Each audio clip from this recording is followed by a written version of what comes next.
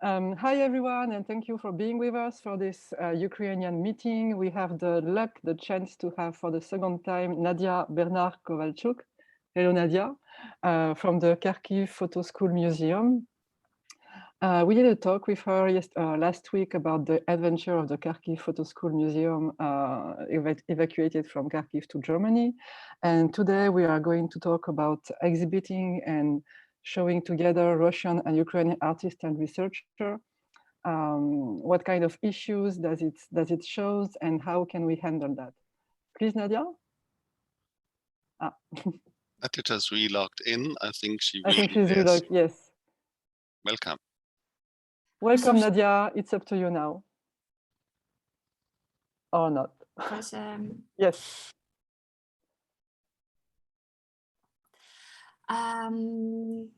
Hello, everyone. Thank you very much to join us today. I didn't hear whether somebody introduced me. I did introduce you, but I didn't say that you're going to show us some examples of this kind of meetings and exhibitions happening, and after that, the broad picture. So you're introduced, please go. Okay, so I'm going to share, I'm sharing my screen. And today I'd like to talk about this question about the tendencies that Western institutions took from the beginning of the Russian invasion to exhibiting and to putting together representatives of Ukrainian and Russian culture field in the frame of different projects like exhibitions, roundtables, residences, different kind of meetings. And today I would like to talk why is it wrong and what can we do about it. So firstly, I will go through some very concrete examples. First of all, this exhibition that took place on 12th March in Paris, putting together Russian and Ukrainian artists in the frame of more like a round table, because there were artists that talked about the role of artists in during the wartime, and how you can see there were only 2 Ukrainian artists, and one of them, a friend of mine, Olga Sapko, when she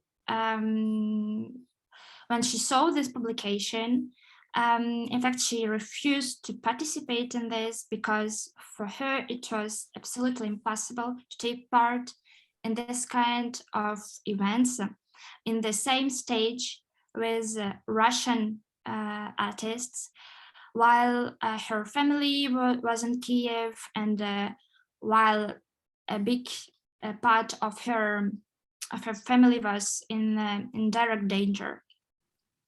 And you can see over there also the comments of some representatives of Ukrainian community of artists and art workers that were also shocked by this attitude and by this kind of initiative. You can see that we find it fundamentally wrong. Another initiative, another example of this kind of initiatives was a roundtable organized by Vera List Center for Art and Politics, where 2 Russian scholars, artists were about to participate, Daria Serenko and Dmitry Velinsky, and their participation was also an object of very debates in the pages of social networks, and finally and hopefully Vera List Center did understand our point, and 2 of these participants didn't take part in this roundtable. So here I put some drawings of an Ukrainian artist, Alevtina Kahidze, who lived and stays from the beginning of the Russian invasion in Muzici village, not far from Kyiv, not far from Bucha, and where she continues to think about this attitude of Western institution and about why do they continue to put us in the same stage. Maybe the most prominent example of this wrong attitude is mixed residences for Ukrainian refugees and for Russians who are also called refugees in the same way that Ukrainian scholars and artists are. I'm talking about a very precise example. A colleague of mine that I know very well flew from Kharkiv, literally from bombs, because her house is located in the very place where Russian started to bombing in very intensive way. And she found hopefully a place for her postdoc project in a European institution.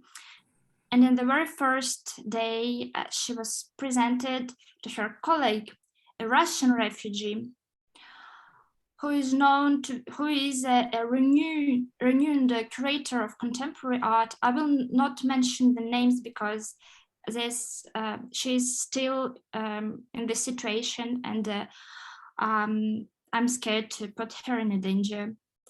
But so this very renowned Russian curator of contemporary art, the first thing he told to her was, we are not politicians, we are not here to do politics, let's do our job. And secondly, he said something like, you know, I think you shouldn't exhibit this photos of these terrible photos, documentary and reportage photos, but I would advise you to exhibit more like peaceful photos from your cultural heritage that is in danger, something more easy to look at, you know. So firstly, the person who is called a refugee, in fact, doesn't take any political engagement. That is quite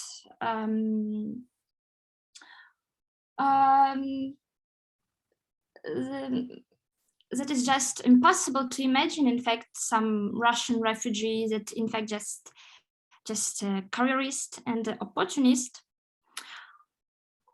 and then he dared to give advices how to present our trauma, how to represent the war. And I think it's the most obvious example of why Western institutions don't need to do such thing, because in the case of residents, they put in direct psychological danger a person who has just fled, you know, like here you can see somewhere from bomb shelter, and someone who was in more or less comfortable situation, and do it now while the war is still ongoing, is just crucially wrong. I have a question here. Why do you think this happens? Is it that it's hard for Western institutions to realize what kind of trauma Ukrainians are really living through? Or is it just because they want to have both sides still connected? What do you think is the reason? Well, if they think that it's important to continue to maintain some dialogue between Russian and Ukrainian actors, I must say firstly that we are in war with Russia since 2014 and not since February of this year. And all this time, all these 8 years, we are in dialogue, we talk with each other, and we participate in events like this. But from the beginning of February, put us to force us to be in some kind of dialogue of representatives of the violence side is just not to understand what kind of psychological danger this institution who proposed to do so put us. In the other side, why do they do that? Is also the other answer to this question, maybe because in fact, maybe Ukrainian actors are not so well known, and they need to do some effort to found Ukrainian artists, for instance. They're not so well known, so visible, and it's much easier to find Russian photographers and artists who profited from a privileged situation enforced by Russian economics, and who are much more visible in the international scenes. And this is why one of the way that institution must adapt, in our opinion, is to pay attention first of all on victims, and from direct victims, so to Ukrainians, and to give the voice and to give the visibility of Ukrainian voice, because in fact we are this impression that the world isn't ready to listen to us, and that our voice is still devoid of some subjectivity, that the organizers of some of such events feel a need to solidify it with and frame with good Russians, or with the opposition Belarusians, or with the people from post-Soviet space. So I think what is need to be done now is to understand and to listen to Ukrainian voice itself without this framing and without this expression made by other countries. I'm just going to weigh, just before the talk, we said that maybe a good comparison is to compare that situation with a domestic violence, with a beating wife and a beating husband. Can you develop this maybe? Yes, sure, absolutely. There is a kind of comparison effectively, we can say, that the beaten, not only beaten, but violé, comment dire, raped, like a raped woman, who we put in the situation of enforced dialogue with a violence side. Yes, from my opinion, it's a very good example and very good illustration of our perception of such projects and of such mixing.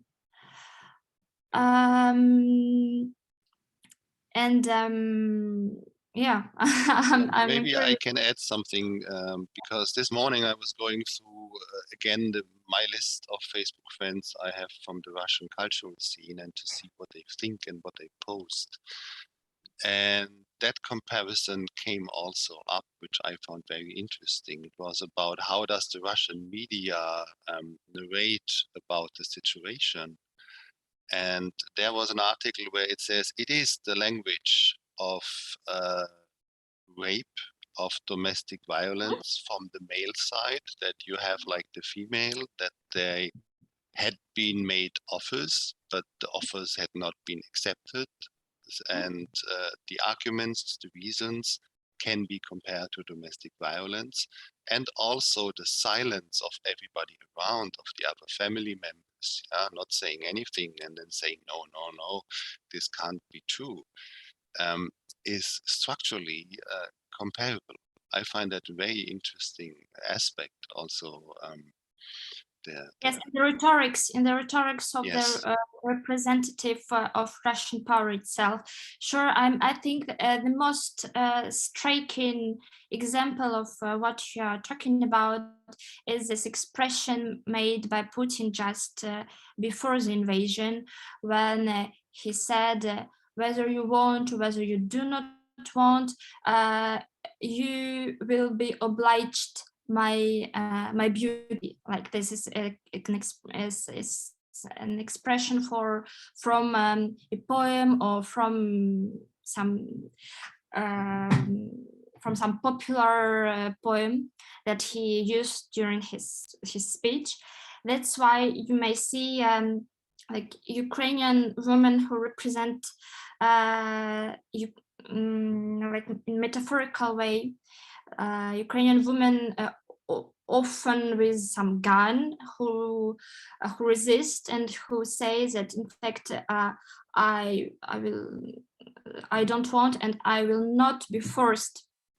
Maybe I will explain this image in by reminding you the expression made by Putin himself. And then just talking when we talk about rape and about violence, I must remember also that there are an enormous cases of rape, of actual rape, not only rape, violence in a rhetorical level, made by a Russian soldier in Ukrainian in Ukraine.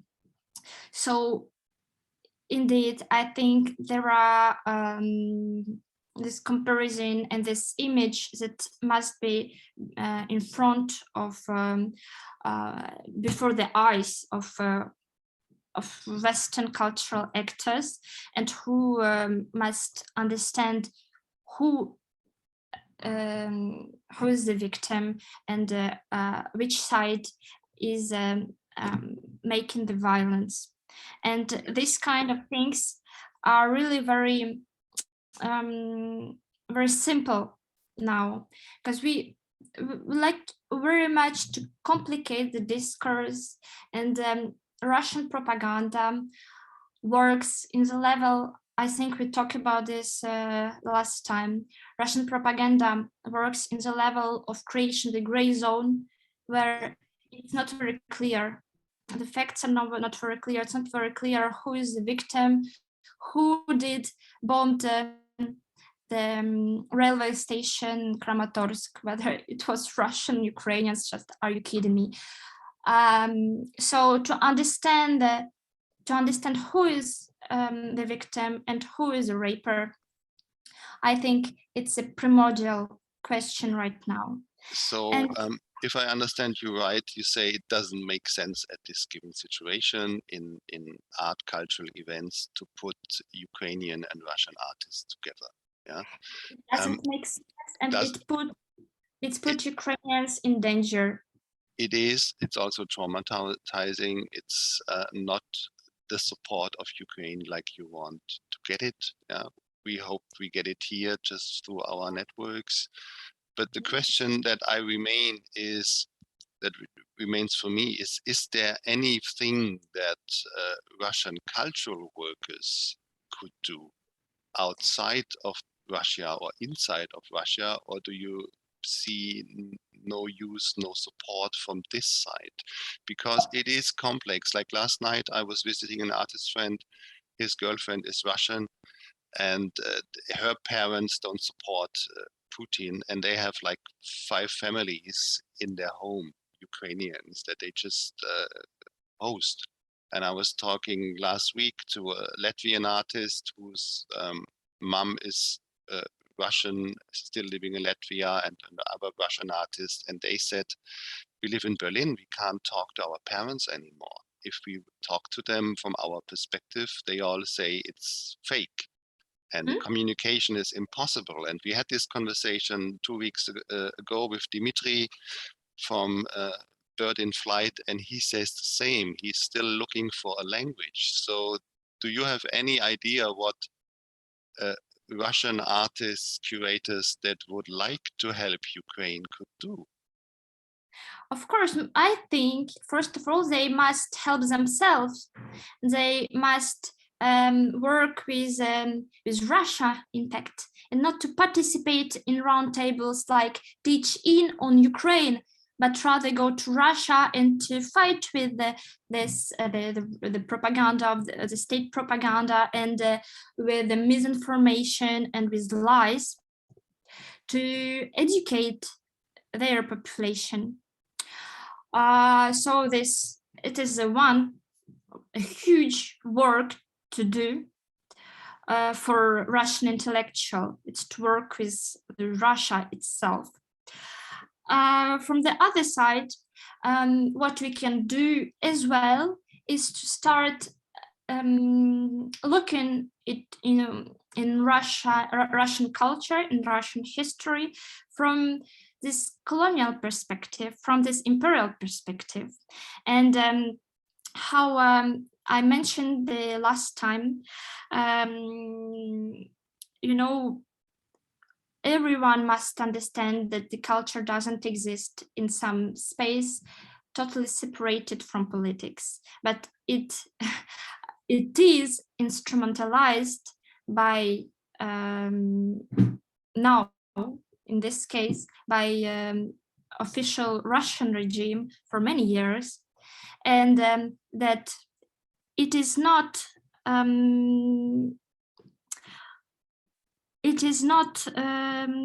topical to just to play Tchaikovsky or just to put Russian classical ballet in the opera, because this kind of events are used by Russia as a soft power, and it continues to be used by Russia as soft power. But please understand what I'm talking about. I'm not asking to burn books of Russian writers. I liked very much myself Dostoevsky, and I like the music of Tchaikovsky, okay? But just we need to understand in our condition, in this very moment of history, how this is used by Russian propaganda. Maybe I can also add some experience to it. I exhibited 3 times in Moscow, 2011 for the first time at the Media Art Festival. And after that, the Russian politics changed. They forced the Media Art Festival to show more Russian patriotic work and less international work. And that's more than 10 years ago. And I think 7 years ago, I was asked by the Krasnodar Photo Festival to be a jury on the crossover between photography and moving image. And I said, yes, because I like the work of Yevgeny, and I'm still in contact with him. And then I had a look at 100 videos handed in like 8 years ago. And 25% of those video artworks, I was just surprised. It was patriotic kitsch. It was like little girls giving flowers to their grandparents who were decorated war heroes. And I thought, is this irony? No, it's not irony. It's meant for real. And it was handed in at a contemporary art festival. And it was a lot of work. And I could see how the art scene in Russia was more and more streamlined to what the government wanted it to be. And this is, I think, what you would like to say, that it's not a neutral world in itself, that there are some islands and that you can take refuge, but it has been influenced by politics for a long time. And I'd like to add something, if you don't mind. Sorry, I'm sorry to interrupt, Nadiia, but if I don't do this now, I won't be able to do it later. Because what you are saying right now is something that a friend of mine from the Association from the Defense of Democracy in Poland yesterday posted. It's a quote, and that was very interesting because then she's older than me. She's Polish too, from the diaspora, but suddenly we all realized how we romanticized and how this romanticism has been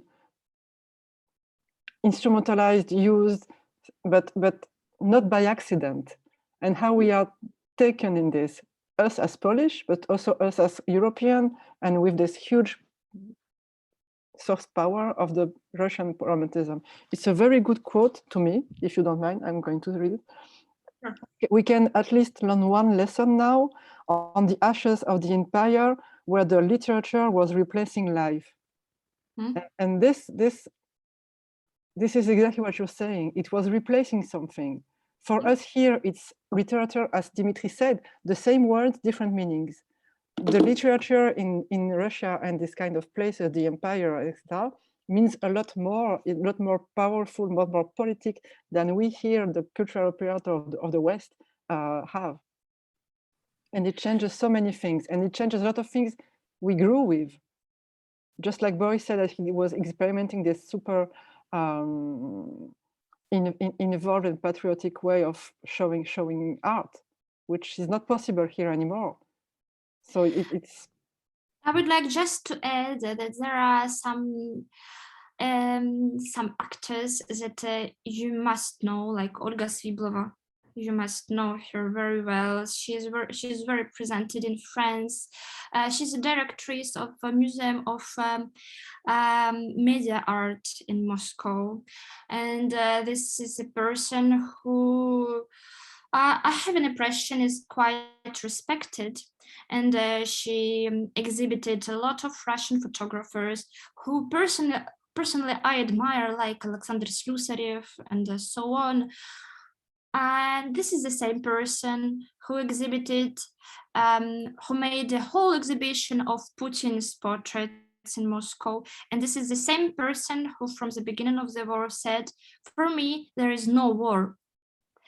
And this is the kind of person with whom we continue to work with. And if you make a little research on silence or on compromises that a lot of people who represent a great institution in Russia, you may find a lot of things who, in my opinion, would be enough to stop to collaborate with. I would like to say also that when I spoke about this need to change the perspective of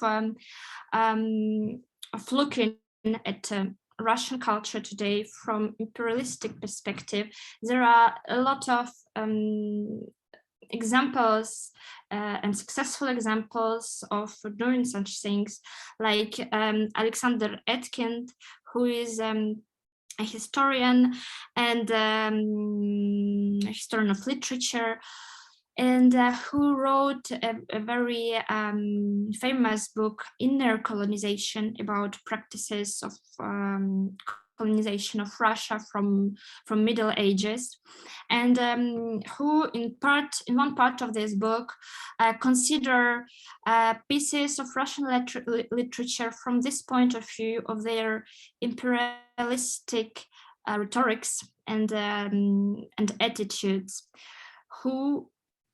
which is the core of Russian literature and which is the core of Russian culture. And this work of deconstructing this heritage is topical, whereas just listening Tchaikovsky without thinking what's going on, it is not. I would like to add another point, if you don't mind, that when you talk about Ukrainians point Russian, point Belarusian, you are reenact and reinforce, this myth about three brother nations who is created and is instrumentalized by Russia for several centuries with the idea to booster this idea to reunite the Great Russia. Whether in the late 18th century there was a rival myth, a rival narrative created by Polish revolutionaries. Nadiia, can you just, sorry, I'm interrupting. Can you recall to everybody what is the Three Brothers Nation myth? Yes. Because not everybody will know, thanks.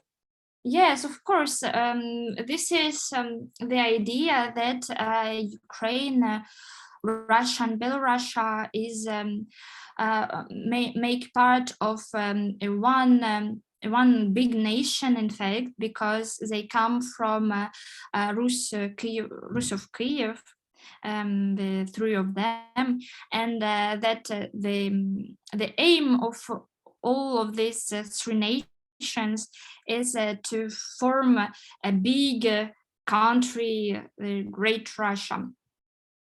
And what I was talking about is that at the end of 18th century, there was another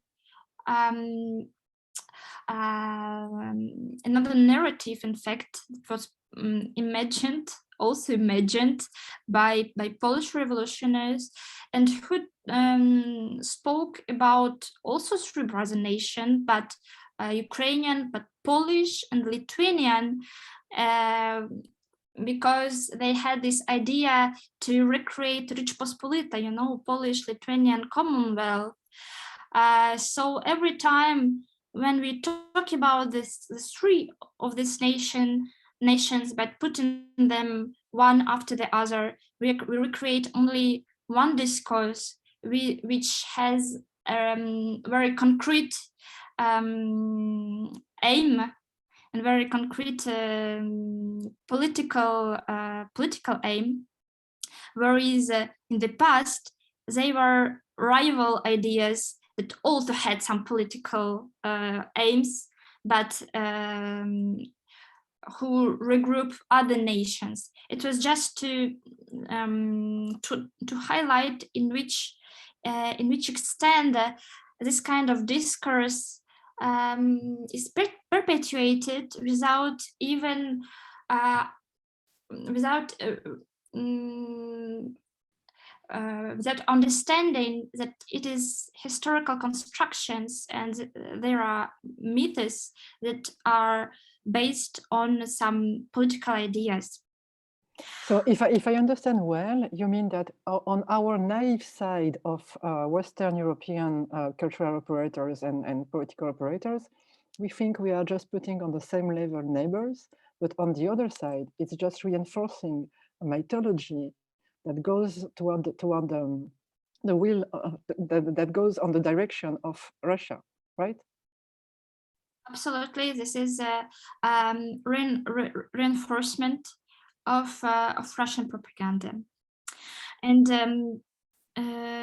what can be done instead. In fact, I think it is very urgent that Western intellectuals start, and scholars and curators, critics, historians start to educate themselves about the history of Ukraine. There are so much books on these topics. There are Timothy Snyder, there are books of Serhiy Plokhy, there is a whole Ukrainian institute based in Harvard who published a lot of essays on historical topics of Ukraine. And there is a very urgent need to start to do these readings and to start to understand the complexity of Ukrainian history now. So here are my points. Maybe you have some more questions to ask. Yeah, I think I it's don't a know good if moment anybody to has a open question. up. Oh, yeah. Please.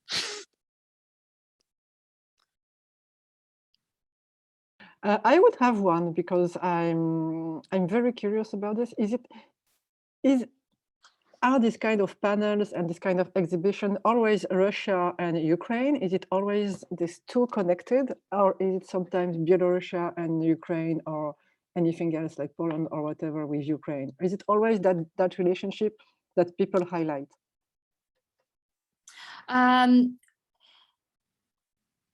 Well, there are often also you can see some events with the Ukrainian and the Belarusian panelists, which, in my opinion, is more acceptable and is more understandable, since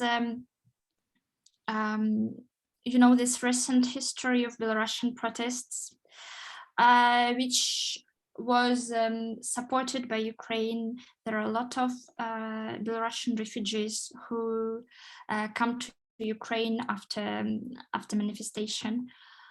In my opinion, we have something to talk about, you know, to exchange our experience of Maidan, of Maidan, in fact, and maybe to think what could be done in Belarus to succeed in their protests. In the same time, frankly speaking, I don't see any points to discuss with Russian intellectuals and artists now. How I said it, we were in dialogue for many years, and what I see now is the only thing they can say right now is like, we are very sorry what is going on, but we've done everything we could, you know. This I hear it so many times, like, we really done everything what we could. This kind of feelings of sufficiency, and so please continue to make business with us as usual, and continue to let us on exhibitions and residencies. What I see also, like this, just 1 minute, finally, this roundtable was very interesting because there were also representatives of Syria, as I know, and personally I didn't listen to it, unfortunately, but a lot of people said that finally that was very interesting to exchange this experience with Syrian refugees. And I think indeed, we can imagine so many formats with representatives of so many nations that lived this traumatic experience, like from, I don't know, from Vietnam, from Syria, maybe from Georgia as well, but not with Russia.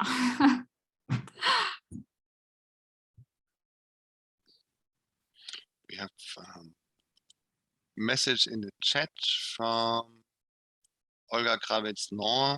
Hello, everybody. Sorry, I was driving for most of the talk and just got home now. If I can ask a question as a concerned Russian citizen, I would really love to. I respect your point, though, about not wanting to hear from us. Would you like, Olga, to get into our conversation? Nadiia. Yes, sure. Of course. So, Olga, Hello there. I've been listening very carefully, and it's been also a very healing experience to hear it very directly. And can you hear me? Okay. Yeah. Yes. So my point is that I'm actually also very discouraged with what the Russian opposition is doing right now. Just to give a bit of a perspective about myself, I dedicated most of my career to cover Chechnya. And that's also the result why I ended up in exile. I also live in France. And as much as I would love to act for the better Russia, which would also change lives for you guys and people would stop dying, I started to listen to the podcasts about like Russians who are in exile in Tbilisi, and it literally made me want to vomit and not want to do anything with them anymore, because they just kept saying like, oh, there is so many of us, 30,000, oh my God. And we're like, we understand we're luxury refugees, but it's like, so where can people like me can find ourselves now? Like, I understand your point that we have to change Russia from within, but I can't even find the point of common understanding with these people who are living now. They just like left as a group of people, like they're trying to recreate the nice, comfortable life for them in Tbilisi. And I actually feel maybe also with my experience of already covering Putin's war crimes, like I can be better help of those Ukrainians who will be willing to talk to me. Also, my father is Ukrainian, but unfortunately he didn't taught me Ukrainian. That's also the result of colonialism. So I'm learning it now, but for now I'm trying to connect with my friends like speaking English or French. And then if they say they can talk, we talk. But so you already answered this question, it's been asked while I was driving, but like, I really have no hope, unfortunately, sorry to repeat, to change the minds there. I think it's also the reason why I left. So do you think people like me can be still useful? I mean, of course, you can be still useful. You can still be useful in deconstructing the functioning of Putin's propaganda, because you know it from inside. You know how does it work, and to make people abroad acknowledged in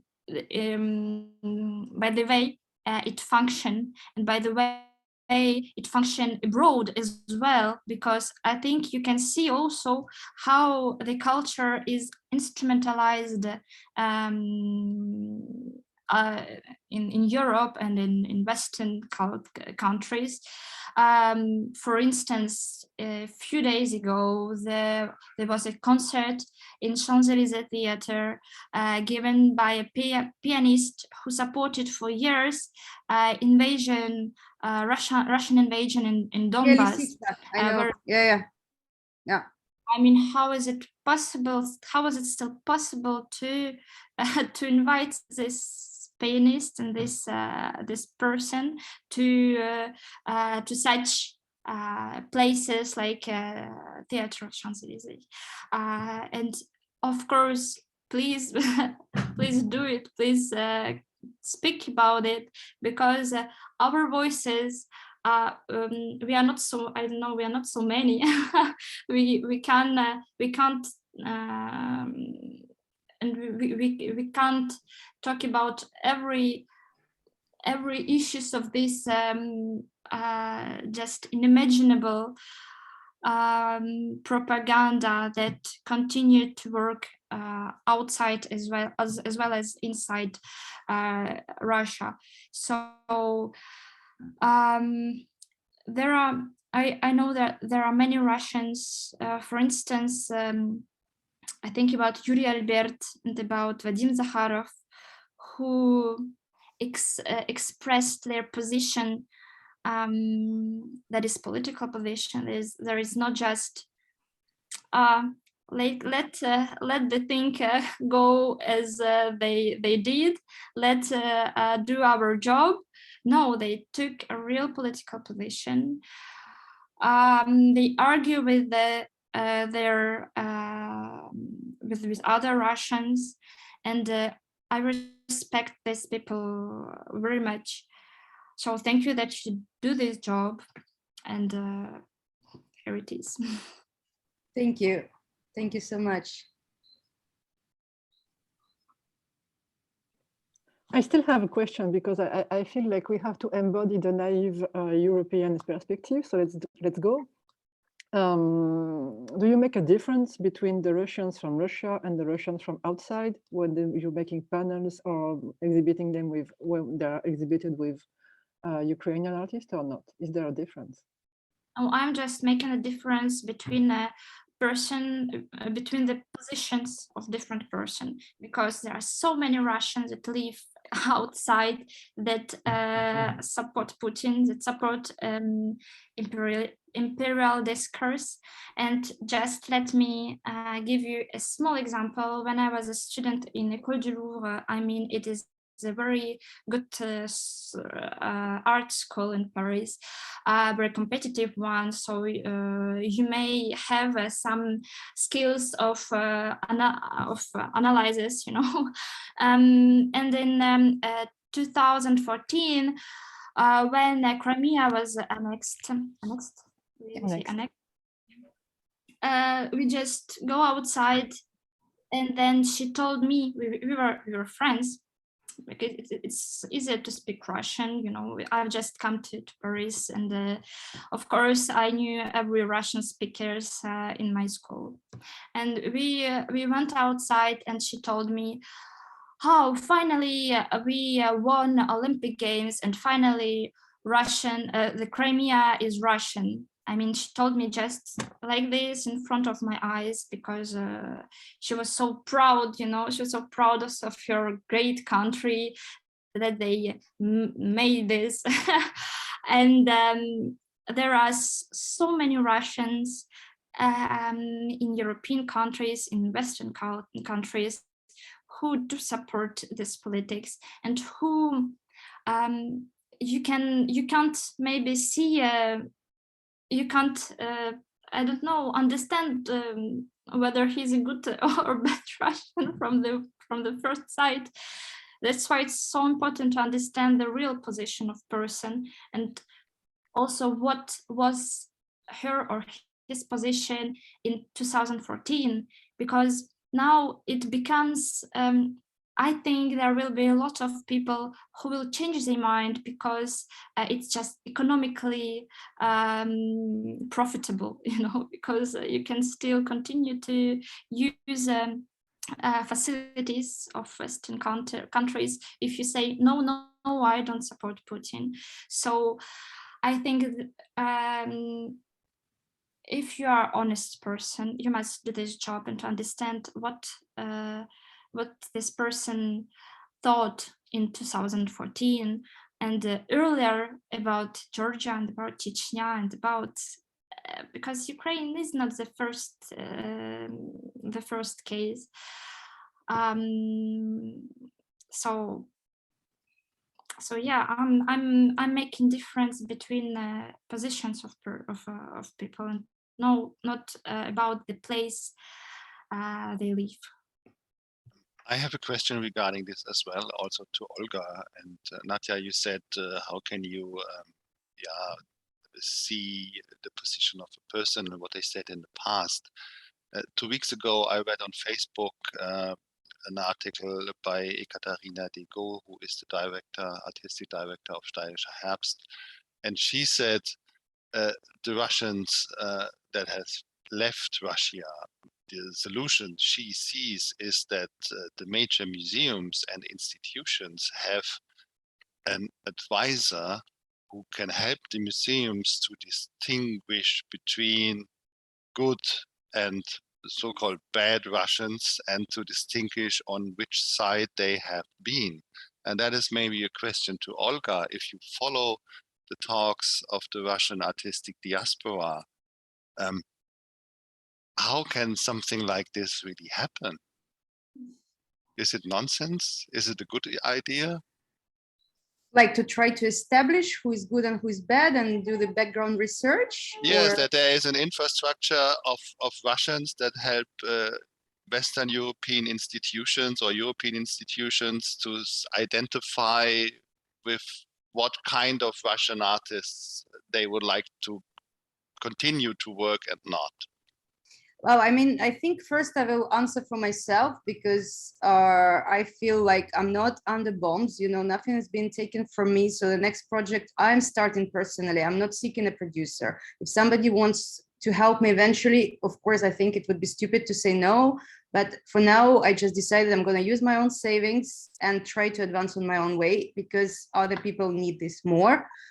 How to establish, I think, you know, what Nadiia was saying in the beginning when I was driving, it really spoke to me because I got a request also from a festival I won't name, but I've been sitting on the jury for years.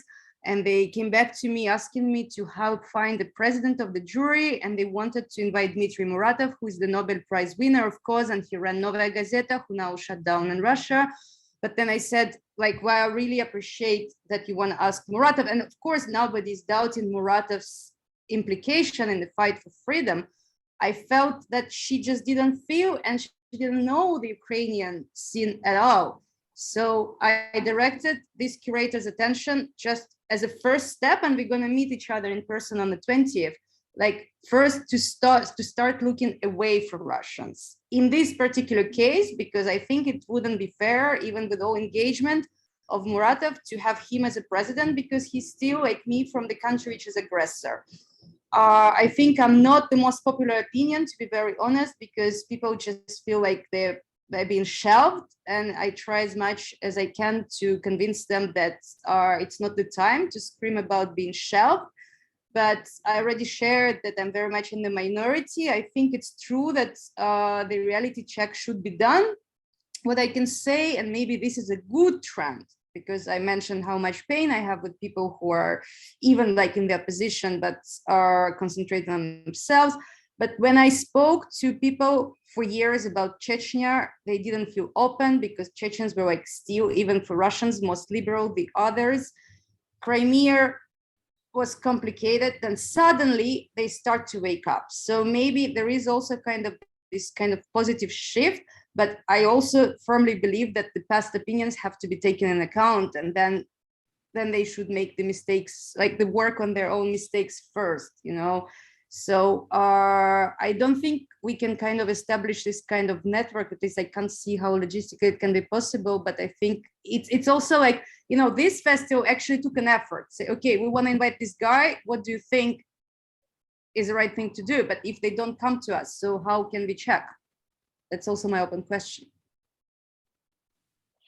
Yes, can I just agree with Olga that there is indeed the time to maybe let Russia sit on the sidelines for a while and finally give the voice to those who deserve it and to those who must be listened, because during so much time the domination of Russian cultural protagonists made them so visible that maybe today we can finally hear what Ukrainians have to say.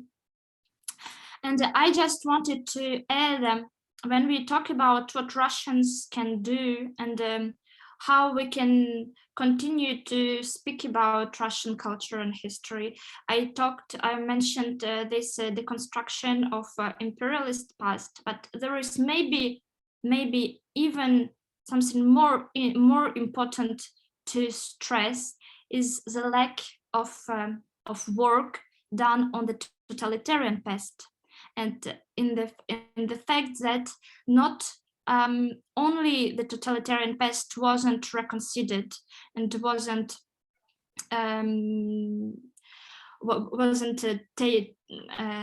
took into attention like it was made by Germany, but there was a clear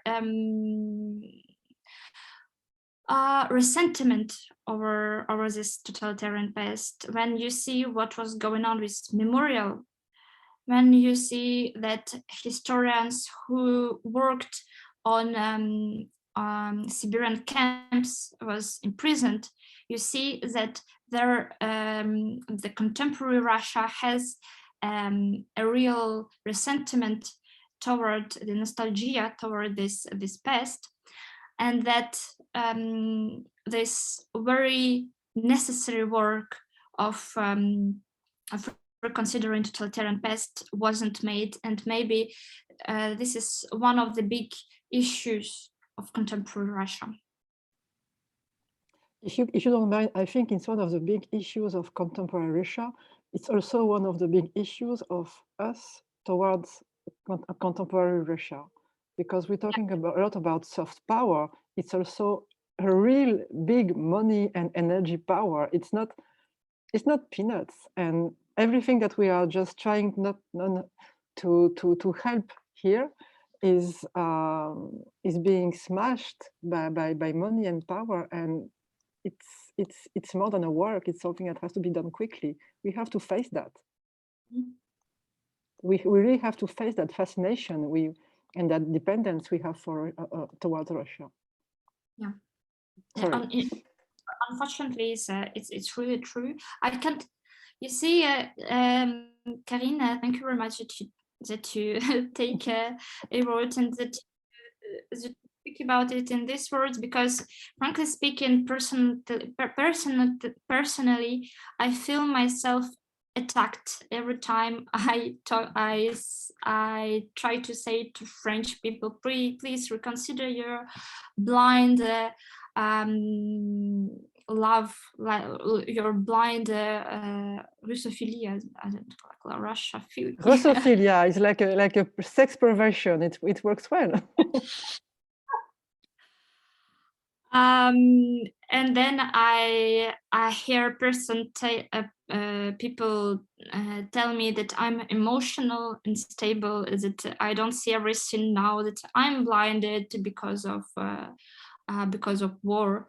But just believe me, no, I'm very rational, and I consider my testimony like a presentation of 300 years of experience of being under Russian domination.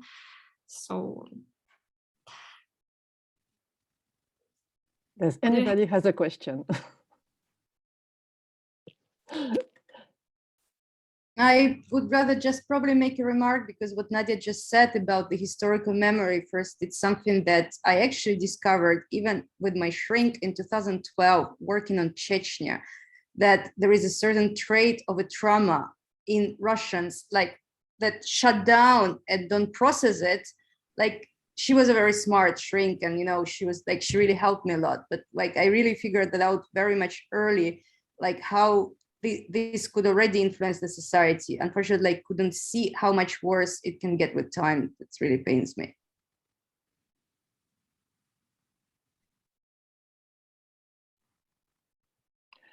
Well, for me, I think I have asked all my questions. Do you have anything more to say, Boris? Or maybe the guys, Wolfgang and Christoph?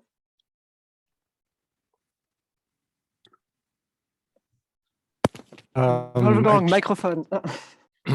Yes. Thanks a lot. I would like to say thank you for this excellent presentation and for the discussion. And I just would like to make a comment. What has been said about learning from history and learning about a country like the Ukraine is of outstanding importance, I think, for all of us. We have to be honest in our country.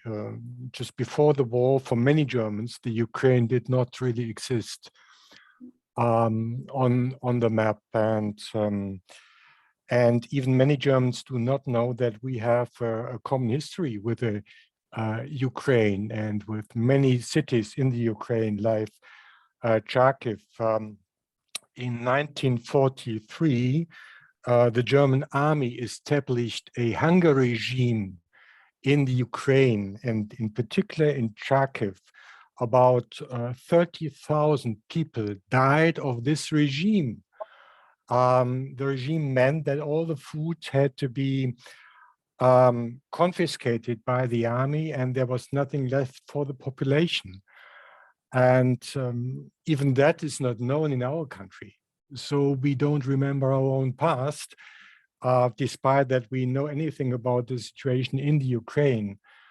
So there is a steep learning curve that we have to achieve in one way or the other, and perhaps that may be something we should also talk about in the future, how we can learn more about this country and the current situation in order to make fundamental judgments on this country, on its situation, and avoid any kind of equation that we have been talking about today between Ukrainian and Russian, between Russian artists, Ukrainian artists, and not juxtaposing them on a stage and doing things like that. That's the comment I would like to make. Thank you. Thank you very much for this comment. I think it's also fundamental to people to educate themselves and to read researchers, to read historians, to read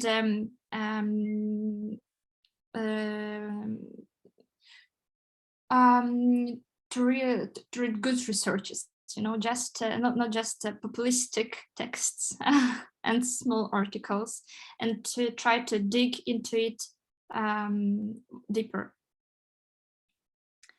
Thank you for this comment. Anyone else? I just wanted to say that I'm going to send it personally to the people who send us emails, like, why are you not neutral? Thank you.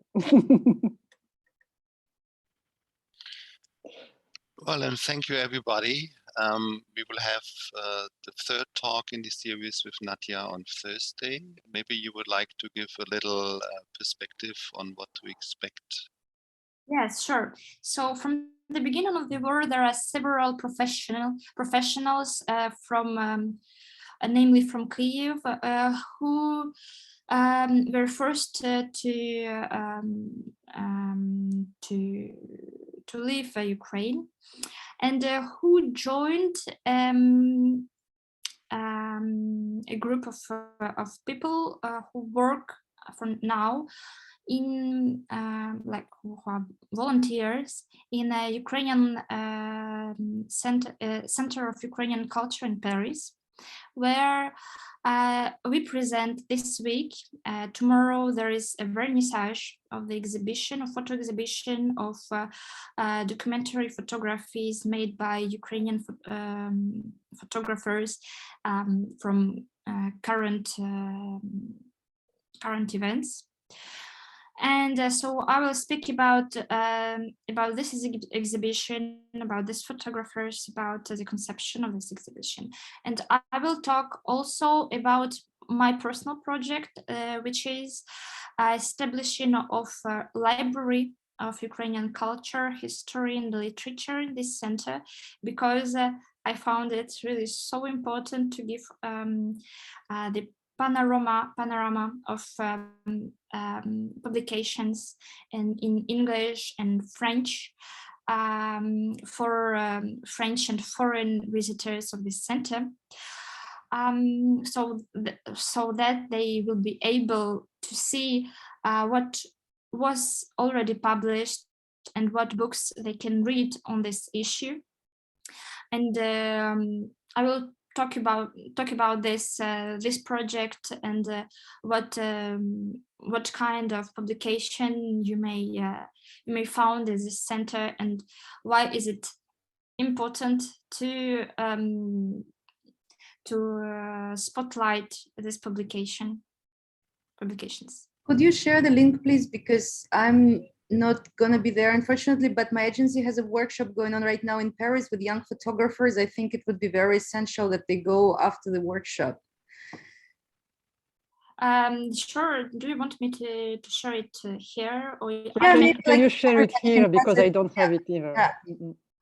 And I'm sharing, of course, as well with my networks besides the students. I just need a few seconds to find it. It is you can find it in the Facebook page of Center of Ukrainian Culture in Paris.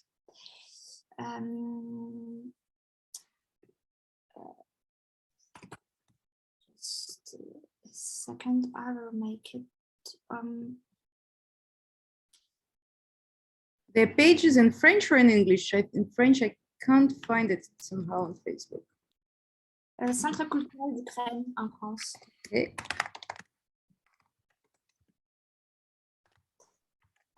Okay, I found it.